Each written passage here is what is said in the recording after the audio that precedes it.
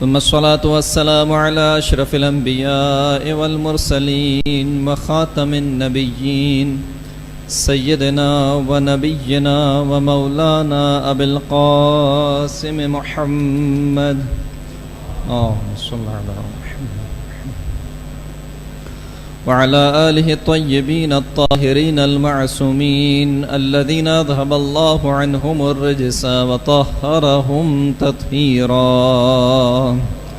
اللهم صل على محمد وآل محمد واللعنة الدائمة على أعدائهم أجمعين من يومنا هذا إلى قيام يوم الدين. أما بعد، فقد قال الله سبحانه وتعالى في كتابه المجيد: بسم الله الرحمن الرحيم والأرض بعد ذلك دحاها أخرج منها ماءها ومرعاها والجبال أرساها فإذا جاءت الطامة الكبرى يوم يتذكر الإنسان ما سعى. صلاة پڑھیں محمد و آل محمد. محترم سامعین کرام، سورہ مبارکہ نازعات کی کچھ آیات آپ کی خدمت میں سرنامہ کلام کے طور پر پیش کی. ارشاد رب العزت ہو رہا ہے والارض بعد ذلك دحاها. ہم نے آسمان کے بعد زمین کو بچھا دیا. اخرج منها ماءها ومرعاها. اور زمین کو بچھانے کے بعد زمین کا پانی نکالا، چشمے نکالے زمین سے. ومرعاها. اور زمین سے سبزیاں نکالی جو انسانوں کے لیے اور جانوروں کے لیے ان کی غذا کے طور پر استعمال ہوتی ہیں. والجبال ارساها. اور ہم نے زمین پر پہاڑ کھڑے کیے. متاعا لکم ولانعامکم. یہ کام ہم نے کیوں کیا؟ تاکہ یہ تمہارے لیے فائدہ مند ہو سکے زمین، اور جو تمہارے چارپائے ہیں، جو تمہارے جانور ہیں، ان کے لیے زمین فائدہ مند ہو سکے، وہ زمین سے فائدہ اٹھا سکیں. فَإِذَا جَاءَتِ الطَّامَّةُ الْكُبْرَى. پس جب وہ بہت بڑی مصیبت کا دن آئے گا، یعنی قیامت کا دن. یوم یتذکر الانسان ما سعی. وہ دن وہ ہوگا کہ جس دن انسان یاد کرے گا کہ اس نے دنیا میں کیا کیا، دنیا میں کیا کوششیں کی.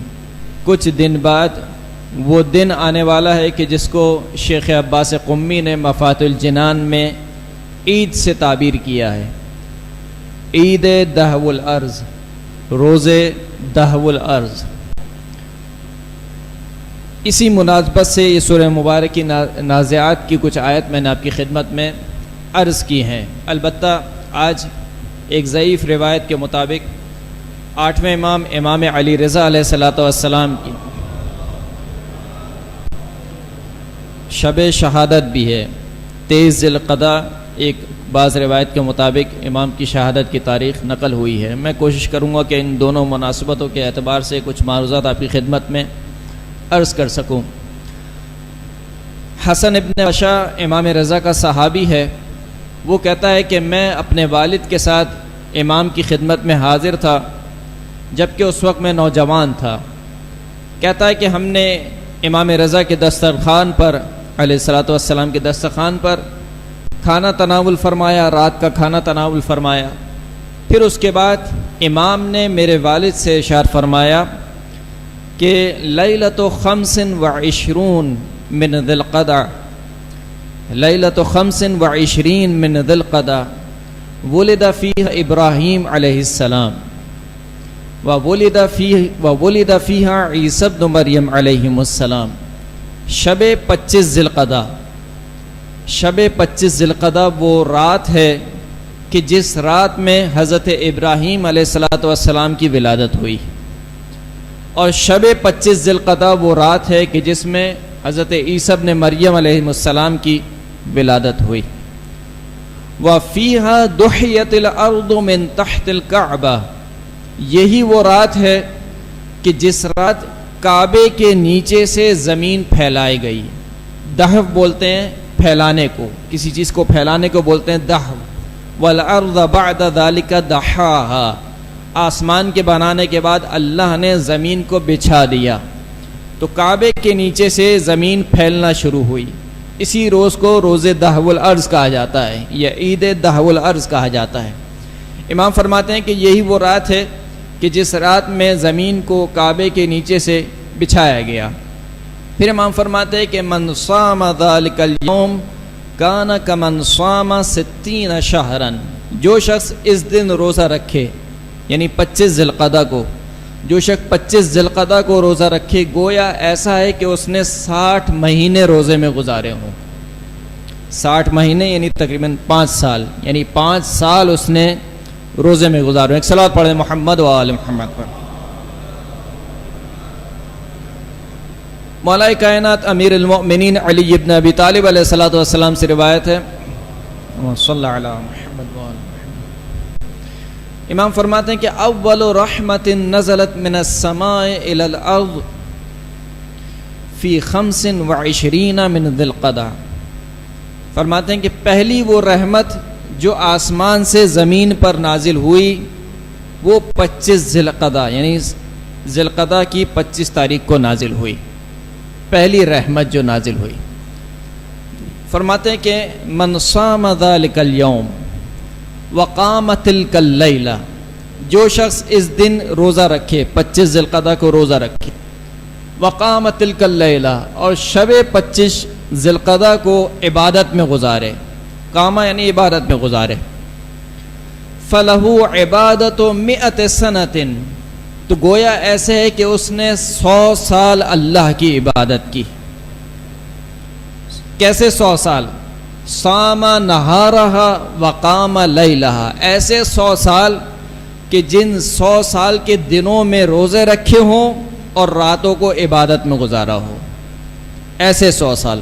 پھر امام فرماتے ہیں ایما جماعت اجتمعت ذلک اليوم فی ذکر اللہ لم یتفرقوا الا یعطوا سؤلہم حتی یعطوا سؤلہم. فرماتے ہیں کہ کوئی بھی جماعت اس دن 25 ذی القعدہ کے دن جب جمع ہو اللہ کے ذکر میں، تو یہ جماعت ایک دوسرے سے جدا نہیں ہوتی مگر یہ کہ اللہ ان کی حاجتوں کو پورا کر دیتا ہے. یعنی ان کے ایک دوسرے سے جدا ہونے سے پہلے ہی اللہ ان کی حاجتوں کو پورا کر دیتا ہے. ایک صلوات پڑھ دیجیے محمد و آل محمد. روز دحو الارض عزیزان گرامی، یہ جو ایام ہیں سال کے، جو مناسبتیں آتی ہیں، ایک طریقے سے ہمارے لیے لمحہ فکریہ ہے. یعنی انسان کے ذہن میں سوال پیدا ہوتا ہے. خود مولا کائنات فرماتے ہیں کہ رحم اللہ امرئن علم من عین وفی عین و الی عین، خدا اس شخص پر رحمت نازل کرے جو یہ جانتا ہو کہ کہاں سے آیا ہے، کہاں جانا ہے اور کہاں پر موجود ہے. یعنی اگر انسان با مقصد زندگی گزار رہا ہے تو اس کے پاس ان 3 سوالوں کے جواب ہونے چاہیے کہ وہ کہاں سے آیا ہے، کس جگہ پر آیا ہے اور اس کو کہاں جانا ہے. تو جب یہ دحو الارض یا اس طریقے کی مناسبت آتی ہیں تو انسان کے ذہن میں ایک سوال آتا ہے کہ آخر اللہ نے اس زمین کو کیوں خلق کیا، مجھے اس دنیا میں کیوں خلق کیا، اور اس زمین کو خلق کرنے سے اللہ کا ہدف اور اس کا مقصد کیا ہے. تو خداوند کریم خود ارشاد فرما رہا ہے کہ والارض بعد ذلك دحاها، ہم نے آسمان کے بنانے کے بعد زمین کو پھیلا دیا. البتہ یہاں پر ایک تفسیری نقطہ ہے لیکن وقت کی تنگی کی وجہ سے میں اس کو بیان نہیں کر رہا ہوں. ہم نے آسمان کو بنانے کے بعد زمین کو پھیلا دیا. جب زمین کو پھیلا دیا تو کیا کیا؟ پھر پھیلانے کے صرف پھیلا دینا کافی نہیں تھا. اخرج ماءھا، ہم نے زمین سے اس کا پانی نکالا. صرف پانی نکال دینا بھی کافی نہیں تھا. ومرعاھا، زمین سے سبزیاں نکالی، چراگاہ بنایا زمین کو. کس کے لیے؟ خود انسان کے لیے بھی اور حیوانوں کے لیے بھی. یہ کام ہم نے کیوں کیا؟ متاعا لکم، یہ کام ہم نے تمہارے لیے کیا تاکہ تم زمین سے فائدہ اٹھا سکو. یعنی خداوند کریم یہ فرمانا چاہ رہا ہے کہ دیکھو یہ جو کائنات خلق ہوئی ہے، یہ زمین ہم نے خلق کی، آسمان کو بچھایا، آسمان کا زمین کا فرش بچھایا، آسمان کا شامیانہ لگایا، یہ کس لیے لگایا؟ لکم، یہ تمہارے لیے لگایا۔ الم تروا ان اللہ سخر لکم ما فی السماوات وما فی الارض واسبغ علیکم نعمہ ظاہرۃ وباطنہ، کیا تم نہیں دیکھتے ہو کہ اللہ نے ہر اس چیز کو جو آسمان میں ہے اور ہر اس چیز کو جو زمین میں ہے، سخر لکم، وہ تمہارے لیے مسخر کر دیا، تمہارے کنٹرول میں دے دیا۔ وَأَسْبَغَ عَلَيْكُمْ نِعَمَهُ، اور خدا نے اپنی نعمتوں کو تمہارے اوپر فراوان کر دیا، چاہے وہ ظاہری نعمتیں ہوں چاہے وہ باطنی نعمتیں ہوں۔ بس یہاں سے یہ بات سمجھ میں آ گئی کہ جو زمین خلق ہوئی ہے، یہ جو آسمان خلق ہوئی ہے، یہ پوری کائنات جو خلق ہوئی ہے وہ میرے لیے خلق ہوئی ہے۔ یعنی اللہ نے اس کائنات کو انسان کے لیے خلق کیا ہے، انسان کو اس کائنات کے لیے خلق نہیں کیا، انسان کو اس دنیا کے لیے خلق نہیں کیا۔ دنیا انسان کے لیے خلق ہوئی ہے لیکن انسان دنیا کے لیے خلق نہیں ہوا۔ اگر ایسا ہوتا تو پھر ہم روز جنازے اٹھتے ہوئے نہیں دیکھ رہے ہوتے، روز اپنی آنکھوں کے سامنے دیکھتے رہے کہ جنازے اٹھ رہے ہیں، کوئی 60 سال میں، کوئی 70 سال میں، کوئی جوانی میں، کوئی بڑھاپے میں، کوئی بچپنے میں، یعنی ہر ایک اس دنیا سے جا رہا ہے۔ جب محمد مصطفیٰ نہ رہے تو کون رہے گا؟ ہر ایک اس دنیا سے جا رہا ہے۔ اس کا مطلب کیا ہے کہ یہ دنیا ہمارے لیے نہیں ہے، ہم کسی اور دنیا کے لیے خلق ہوئے ہیں، ہم اس دنیا کے لیے خلق نہیں ہوئے ہیں۔ یہ دنیا ہمارے لیے خلق ہوئی ہے لیکن ہم اس دنیا کے لیے خلق نہیں ہوئے ہیں۔ اسی لیے خداوند کریم حدیث قدسی میں ارشاد فرماتا ہے کہ یا ابن آدم خلقت الاشیاء لاجلک وخلقتک لاجلی، اے ابن آدم میں نے ہر چیز کو خلق کیا تیرے لیے لیکن تجھے میں نے خلق کیا اپنے لیے۔ تجھے جب میں خلق کر رہا ہوں تو اپنے لیے خلق کر رہا ہوں۔ اس کا مطلب ہے کہ ہماری تخلیق کا مقصد یہ دنیا نہیں ہے۔ تو اگر کوئی شخص اس دنیا کو ہی اپنا ٹھکانہ سمجھ رہا ہے اور یہ سمجھ رہا ہے کہ 4 دن کی چاندنی ہے، ہنس کھیل کے گزار لو، آخرت کس نے دیکھی ہے، جہنم کس نے دیکھی ہے، دوزخ کس نے دیکھی ہے، یہ کفار کا عقیدہ ہے۔ کفار کا عقیدہ قرآن مجید میں کیا بیان ہوا؟ وہ کیا کہتے تھے؟ وہ کہتے تھے کہ ان ہی الا حیاتنا الدنیا، بس یہی دنیا ہے ہماری، اس کے آگے پیچھے کچھ نہیں ہے۔ ہم مر جائیں گے، جس طریقے سے حیوان مر جاتے ہیں اسی طریقے سے ہم بھی مر جائیں گے، مٹی میں مل جائیں گے۔ یہ کفار کا نظریہ ہے۔ ہم مسلمان ہیں، ہم نے کلمہ پڑھا ہے، لیکن ہم جب عمل کرتے ہیں تو گویا ہمارے عمل سے ظاہر ہوتا ہے کہ ہماری بھی بس یہی دنیا ہے اور ہم اسی دنیا کے لیے آئے ہیں، اور پھر اس کے بعد ہم مر جائیں گے، مٹی میں گل مل کے ختم ہو جائیں گے۔ ایسا ہرگز نہیں ہے۔ تو اللہ نے انسان کو خلق کیا ہے کس کے لیے؟ ایک دوسری دنیا کے لیے، اور یہ والی دنیا انسان کے لیے خلق کی ہے، انسان کو دنیا کے لیے خلق نہیں کیا۔ اسی وجہ سے جب آپ کوئی جنازہ اٹھتا ہوا دیکھتے ہیں، کسی کی موت کی خبر سنتے ہیں تو کیا کہتے ہیں؟ انا للہ و انا الیہ راجعون، یعنی میں اللہ کے لیے خلق ہوا ہوں، انا للہ، ہم اللہ کے لیے ہیں، و انا الیہ راجعون، پلٹ کر بھی اسی بارگاہ میں جانا ہے۔ بس یہ دنیا ہمارا ٹھکانہ نہیں ہے۔ تو پھر خدا نے اس دنیا کو کیوں خلق کیا ہے؟ اللہ نے اس دنیا کو خلق کیا ہے کس وجہ سے؟ تاکہ انسان اس دنیا سے اپنی دوسری دنیا بنا سکے۔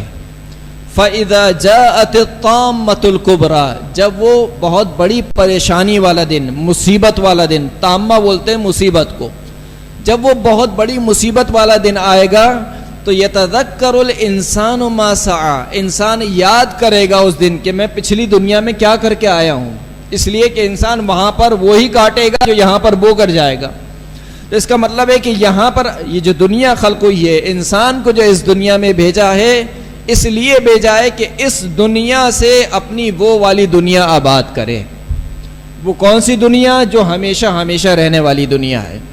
یہ فانی دنیا ہے، ہر لذت یہاں کی فانی ہے زن گرامی، ہر لذت یہاں کی اس دنیا کی فانی ہے۔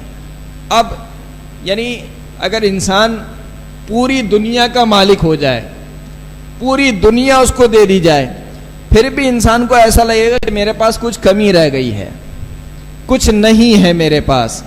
یہ اس دنیا کی خامی ہے کہ سب کچھ ملنے کے باوجود بھی انسان اپنے آپ کو فقیر محسوس کرتا ہے، اور وہ آخرت ہے کہ جہاں پر تھوڑا سا ملنے کے بعد بھی انسان کہتا ہے بہت مل گیا۔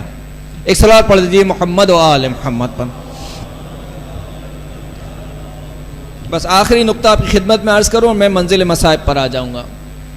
اللہ نے انسان کو بعد میں خلق کیا۔ جس دنیا میں انسان کو خلق کرنا تھا، پہلے اس دنیا میں وہ ماحول بنایا کہ جس ماحول میں انسان اس زندگی گزار سکے۔ یعنی کیا مطلب؟ یعنی اگر خداوند کریم انسان کو خلق کر دیتا اور زمین ہی نہ ہوتی، پانی پانی ہوتا، تو کیا ہوتا؟ انسان ڈوب کے مر جاتا۔ اگر انسان کو خلق کر دیتا، زمین تو ہوتی لیکن زمین پر نہ پانی ہوتا نہ کوئی سبزی ہوتی، تو انسان بھوکا مر جاتا۔ اگر اللہ انسان کو خلق کرتا لیکن زمین اس قدر گرم ہوتی کہ انسان پگھل کر رہ جاتا، اگر اللہ انسان کو خلق کرتا لیکن زمین اس قدر سرد ہوتی کہ انسان جم کر رہ جاتا۔ اس کا مطلب یہ ہے کہ اللہ نے، اس کو علم کلام میں قاعدہ لطف کہتے ہیں۔ قاعدہ لطف کا مطلب کیا ہے؟ کہ اگر اللہ انسان کو ایک ایسی جگہ پر خلق کرتا جو انسان کے رہنے کے قابل نہ ہوتی، تو یہ اللہ کی ذات پر ظلم ہوتا، نعوذ باللہ، کہ اس نے انسان کے ساتھ ظلم کیا کہ انسان کو خلق تو کیا لیکن ایسی جگہ پر خلق کیا کہ جہاں پر انسان رہ ہی نہیں سکتا ہے، تو یہ انسان کے حق میں ظلم ہوتا۔